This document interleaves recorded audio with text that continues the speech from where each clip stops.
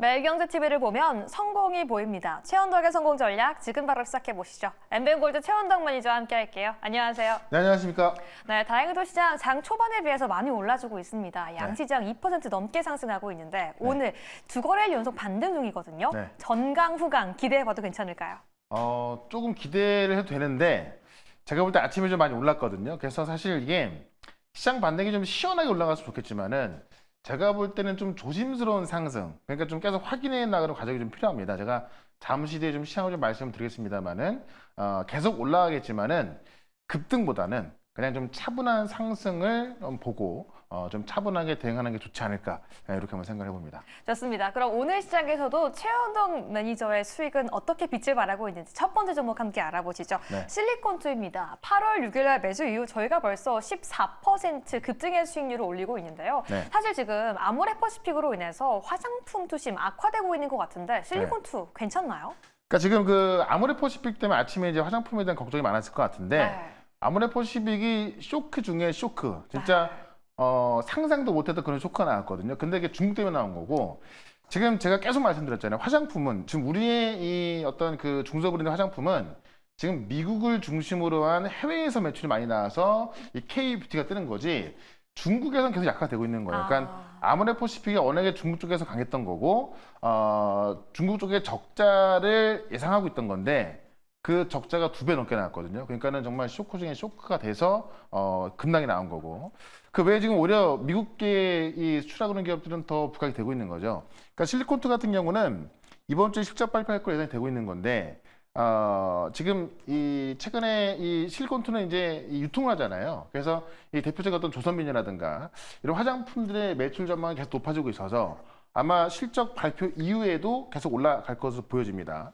그런 것 같지만 실리콘투는 제가 이제 급락 나왔을 때 정말 이건 공짜로 좀 살 수 있는 거다라고 말씀드렸던 건데, 목표가를 제가 이제 52,000원 말씀드렸거든요. 이 전고점까지 충분히 갈 수 있을 것으로 보여지기 때문에 계속해서 보유 전략 말씀을 드려보도록 하겠습니다. 좋습니다. 실리콘투 실적 걱정이 없다. 전고점까지 보자라고 말씀해 주셨습니다. 네. 그럼 두 번째 종목도 함께 알아보시죠. 파마 리서치. 사실 급락 얘기 또 하고 싶지는 않은데 급락 속에서도 살아남은 종목이에요. 그렇죠. 지금 벌써 11% 수익 이어가고 있는데 저희 어떻게 대응해 볼까요? 그러니까 아직 우리가 이제 월요일에 급락 나오고 나서 회복이 안 됐는데 파마리서치 같은 경우는 더 올라가고 있죠. 그러니까 사실 파마리서치가 지금 수출 데이터를 보면은 이 리주나 힐러 매출이 계속 좋게 나오고 있는 거예요. 그러니까는 다른 화장품 같은 경우도 인기 없는 화장품도 쭉 내려와 있는 건데 파마리서치는 사실 올라간 게 많이 없었거든요. 왜냐하면 이제 가정용 미용기이기 때문에 어떻게 보면 이제 피부과에 들어가는 이 리주난 힐러가 그렇게 좀 많이 안 팔리지 않을까 우려감이 있던 건데, 수출 데이터를 확인해 보니까는 계속 사상 최대치가 나오는 겁니다. 그런 것점에 있어서 역시나 2분기 실적과 3분기 실적까지 기대가 되기 때문에 이 파마리서치 같은 경우는 계속 강하게 올라가고 있다. 목표가 제가 17만 원 정고점을 넘어가는 수준까지 말씀드렸거든요. 이런 종목들 많이 없습니다. 정말 그 화장품 이 뷰티 쪽에서도 계속 강하게 올라가지고 있기 때문에 어제 무료 방송에서도 이 종목들 많이 말씀드렸거든요. 그래서 오늘 무료 방송도 또 새롭게 올라갈 종목 말씀드릴 거니까는 이 뷰티 쪽은 우리가 실적주 계속 주목을 좀 해야 될 것 같습니다. 네, 이런 종목도 많이 없고요. 이런 매니저님도 많이 없습니다. 네. 역시 최원덕 매니저니까 이런 종목을 정확하게 짚어주셨구나라는 생각이 드는데요. 전일날 저희가 또 알테오젠을 매수했거든요. 현 시점에서 추가 대응 전략도 좀 말씀해 주시죠. 네, 알테오젠도 이제 사실 그동안 잘 버텨주다가 월요일에 한번 빠지고 나서 지금 회복을 하고 있는 건데, 회복 속도가 다른 종목 대비 좀 느립니다. 왜냐하면 많이 빠진 게 없다 보니까 좀 느린 상황인 건데, 사실 9월 23일 안에 정말 대박 재료 나오거든요. 그러니까 우리가 모르는 재료가 아니라 이 키트로자 SC 임상 결과 나오는데, 그것만 나오면은 이거는 이제 어떻게 보면은 거의 95% 확정된 이익인 것인데 나머지 5%가 지금 부족한 거거든요. 근데 키트로자 SC 임상 결과 나오면은 그거는 거의 뭐 100% 만 프로 확정된 거나 마찬가지다라고 보시면 될 것 같아요. 그래서 이 9월 23일인데 이 임상이 상당히 빨리 진행된다는 이야기가 있어서 그 전에 나올 수 있습니다. 그런 관점에 있어서 일단 키트로자 SC 임상 결과 나올 때까지는 계속 보여주려는 말씀을 드리면서 여전히 목표가 35만 원까지 이야기 드리고요. 지금 어떻게 보면은 이 금리 인하가 가파를 것 때문에 우리가 이 엔키리 청산 우려감에 급락 나왔던 건데, 그런 금리 인하에 대한 또 수혜가 바이오이기 때문에 오늘 바이오 강하게 올라가고 있는 거거든요. 그런 것에서 바이오 쪽은 계속해서 좀 좋게 보시면 좋을 것 같습니다. 좋습니다. 제약바이오주 계속해서 긍정적으로 보자라고 정리해 주셨습니다. 네. 과연 최현덕 매니저가 오늘 집중하고 있는 이슈와 종목은 무엇일까요? 오늘 첫 번째 성공 전략 함께 열어보시죠. GDP 나우에 따르면요, 미국의 GDP 전망치를 2.5%에서 2.9%까지 높였다라고 해요. 매니저님, 그러면 경기 침체 우려 안 해도 되는 거 아니에요? 일단 지금은 그것 때문에 올라오고 있는 건데 네. 그러니까 우리 엔케리 청산이 이 경기 침체 우려감 때문에 금리 인하가 가속화될 것이다 이런 거였고요. 그게 원래 고용 둔화가 좀 깔려 있었는데 지난주에 제조업 지수가 안 좋게 나오다 보니까는 그거 우리 급락이 나온 겁니다. 근데 그리고 나서 서비스업 지수가 좋게 나왔죠. 네. 그다음에 어제 발표했던 GDP 나우. 그러니까 이게 1일만 하더라도 2.5% 봤던 건데 2.9% 올라오고 있습니다. 그러니까 미국의 GDP 성장률이 좋아진다는 이야기고. 그러면 일단 이 안 좋게 나왔던 경기 지표 때문에 급락이 나왔지만은 이 경기 지표가 또 좋게 나오고 있다 보니까는 다시 올라오고 있는 거죠. 그래서 제가 볼 때 아까 조심스러운 상승이 나올 것이라고 했던 건데 네. 일단 이번 주에 또 실업 지표가 있잖아요. 그래서 실업 지표를 보면서 아마 고용 쪽에서 그렇게 심각한 문제가 없다면 다시 올라올 것이고 중요한 건 이 GDP 나와서 발표한 GDP 성장률 이외에 다음 주에 소매 발표가 있는데 그 소매까지 잘 나온다고 한다면은 아마 그 소매를 확인하고 나서 그 시장은 안 돌리게 나올 것 같아요. 그래서 제가 볼 때 그 소매를 확인하기 전까지는 다음 주 중반까지는 조심스러운 상승. 소매가 잘 나온다면 일단은 어떤 경기 침체는 없구나라고 하면서 올라갈 것으로 보여지기 때문에 일단 다음 주까지는 조심스러운 상승 나올 거고 그렇기 때문에 우리가 지금도 실적이 잘 나오는 종목으로 집중해야겠다. 제가 계속 뭐 화장품, 조선, 또 방산하고 바이오, 네. 또 전력인프라 말씀드리고 있잖아요. 그쪽으로는 집중하시면 될 것 같고요. 오늘도 실적 좋은 종목 하나 말씀을 좀 드려보겠습니다. 네, 그래서 우리가 집중해야 하는 건 실적이다라고 말씀해 주셨는데요. 실적도 많거든요. 과연 어떤 섹터일까요? 지금 바로 함께 열어보시죠. 네. 이런 실적도 없습니다라고 네. 말씀해 주시면서 HD현대 일렉트릭 가지고 와주셨어요. 혹시 이런 실적도 없습니다. 이 리듬을 잠깐 좀 타서 읽어보시면 네. 혹시 뭐 생각나는 노래 없습니까? 그리고 난 슬퍼도 행복합니다. 네. 그거 아닌가요? MG가 아니시군요. 네. 이게 이승철 씨 노래인데 네. 이런 사람도 없습니다. 그런 노래인데 이런 실적도 없다. 그만큼 실적이 너무나 잘 나왔기 때문에 제가 어제도 말씀드렸던 부분이 우리가 앞으로 그 실적을 기대하는 종목도 있겠지만 기대하는 종목이 만약에 기대만큼 안 나와서 충격이 크잖아요. 근데 이미 대박 실적을 발표한 기업은 빠르게 올라갈 수밖에 없다. 그래서 이런 실적도 없다라고 좀 말씀드렸던 거고요. 네. 아시겠지만 2분기 실적이 시장 컨센을 크게 상회했습니다. 그러니까 시장에서도 되게 좋게 보고 있던 건데 그 좋은 실적보다도 60% 더 높게 나왔기 때문에 그날만큼 또 급락이 나왔던 거고요. 지금 시장의 어떤 매크로 변수 때문에 급락이 나왔던 건데 결국 실적이 잘 나왔고 그쵸. 앞으로의 실적도 잘 나올 수밖에 없는 건데 지금 북미 중동 시장에서 강세를 계속 보여주고 있고요. 특히나 유럽 시장 같은 경우는 원래 우리가 못 들어가던 시장인데 수요가 워낙 강하다 보니까 거기까지 좀 들어가고 있는 거죠. 그래서 지금 증설 효과도 최고조다라고 보고 있는 건데 울산 증설이 10월 달에 끝나고 미국 증설이 9월 달에 완료가 됩니다. 그러면 내년부터 연간 1,400억, 그러니까 울산만 1,400억, 그다음에 이 미국만 800억 정도의 매출이 더 올라가고 있는 거고요.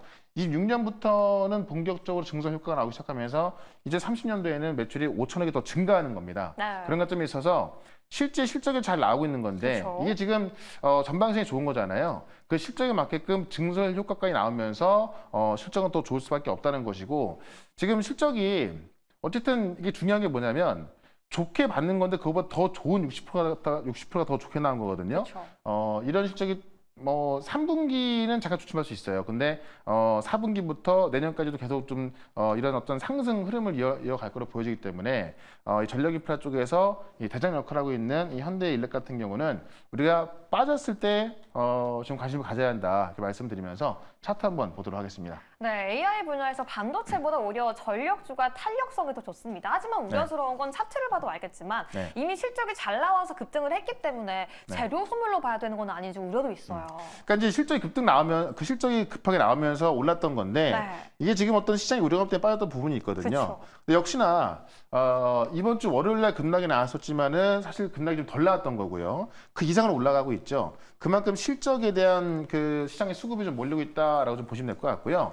2분기 실적도 실적이지만은 2분기 말 수주를 보게 되면 8.8억 달러의 수주를 추가했거든요. 그러면은 현재 수주 잔금은 52억 달러인데 연초에 이번 연도 목표로 제시했던 수주가 37억 달러예요. 그러면 연초에 37억 달러 이번 연도 하겠다라고 했던 건데 상반기에만 이미 60% 상회하는 54억 달러 수주가 나와 있는 겁니다. 그러니까는 2분기까지 실제도 문제 없지만은 3분기, 4분기, 내년까지도 실제 문제 없다라는 거죠. 그런 만큼 이 실적에 있어서 현대인력을 빼놓으면 안 될 것 같다라고 좀 말씀을 드리면서 목표가는 일단 35만 원까지 말씀을 좀 드리고요. 네. 손절가 26만 5천 원 대응을 해보도록 하겠습니다. 네, 오늘 첫 번째 공략주는요, 실적에 집중하도록 하겠습니다. HD 현대 일렉트릭 제시해 드렸으니까요. 꼭 함께 체크해 주시기 바랄게요. 네. 그럼 오늘의 두 번째 성공 전략 지금 바로 열어보시죠.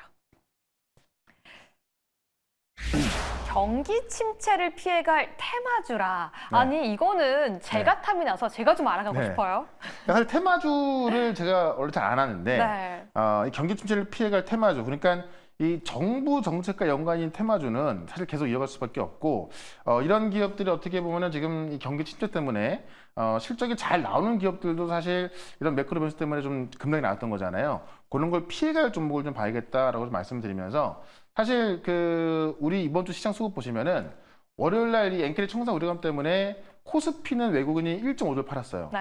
근데 코스닥은 5천 순매수했거든요. 이 얘기는 외국인도 역시 경기 침체 우려감 때문에 어떤 매크로 변수와 관련된 어떤 지수 관련 종목은 팔지만은 결국 하반기에 성장이 확실한 종목들 사고 있다는 얘기죠. 그런 관점에 있어서 역시나 하반기에 또 성장이 좀 거의 확실한 이런 테마주인데 네. 네, 테마주가 아닐 수도 있는 그런 뭘까요? 종목 하나 말씀을 드려보겠습니다. 네, 이름만 들어도 탐이 나고 매력적입니다. 오늘의 경기 침체를 피해갈 테마주 지금 바로 열어보시죠. 네. 대왕고래 시작한다. GS 글로벌 주셨어요. 네. 아니 그런데 대왕고래 저도 진짜 좋아하거든요. 근데 네. 테마가 좀 오래 묵혀진 느낌이 나는 것 같기도 네. 해요. 그러니까 좀 시간이 많이 지났죠. 네. 그리고 많이 올라갔다가 빠져있기 때문에 이게 살아날 수 있을까라는 건데 그렇죠. 사실 대왕거래 테마 아직 시작도 안 했다고 보고 있는 거고 이제 본격적으로 탐사가 들어가 되는 건데 이 시추 물리검증 계약 체결을 지난달에 했다고 이제 정부가 발표했거든요. 이게 뭐냐면은 이 물리검증이라는 것이 이제 실제 이 석유의 존재 여부를 확인하는 건데 이게 진행이 되고 나서 이게 확인돼야 탐사가 들어가는 거 아니겠습니까? 네. 그래서 이 계약을 지난달에 했고요. 외국계 기업과 했다고 하는데 이 계약 상대방과 계약금 등에 대해서는 알리기 어렵다라고 이제 밝혔어요.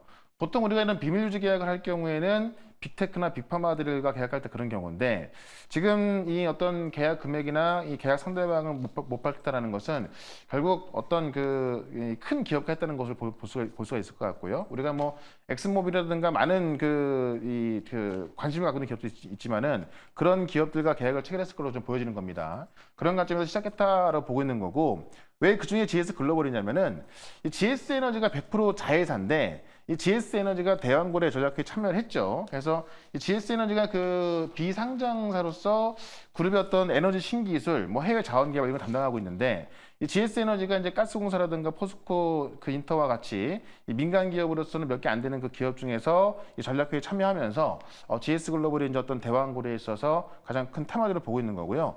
실제 이 자회사를 보게 되면은 해상풍력 관련 세계 1등 기업과 이제 기술 계약을 해가지고 현재 이제 이 대형 철판 구조물을 만들고 있거든요. 이런 부분이 아마 이제 이 탐사를 할 때 좀 필요할 거로 보여집니다. 그런 것점에 있어서 또 이 GS 글로벌이 오늘도 가장 세게 올라가고 있는 모습도 있고요. 이 대왕거래 쪽에서는 우리가 이 GS 글로벌을 보자라고 말씀드리면서 차트 한번 보도록 하겠습니다. 좋습니다. 차트 보면서 가격 전략 빠르게 함께 세워보도록 하겠습니다. 네. 어디까지 목표가 봐야 될까요? 일단 오늘 화성발표가 먼저 가장 세게 올라가고 있습니다만은 실제 수혜주는 가스공사가 될 것 같고요. 가스공사 포스코 인터내셔널 그다음에 GS 글로벌까지 보자라고 말씀드리면서 일단 목표가는 단기로 4,000원, 손절가 3,000원 말씀을 드려보도록 하겠습니다. 좋습니다. 오늘 두 번째 공략주까지 제시해 드렸는데요. 우리 시청자분들 지금 시장에서 더 공부가 필요하다라고 느끼시는 분들 몇 시에 어디서 함께 할 수 있을까요? 네, 4시에 또 우리 방송 있는데 최근에 실적 좀 말씀드리면서 어떤 종목보다도 손실벽이 빠르게 진행되고 있고 어떤 종목 오히려 더 올라가고 있죠.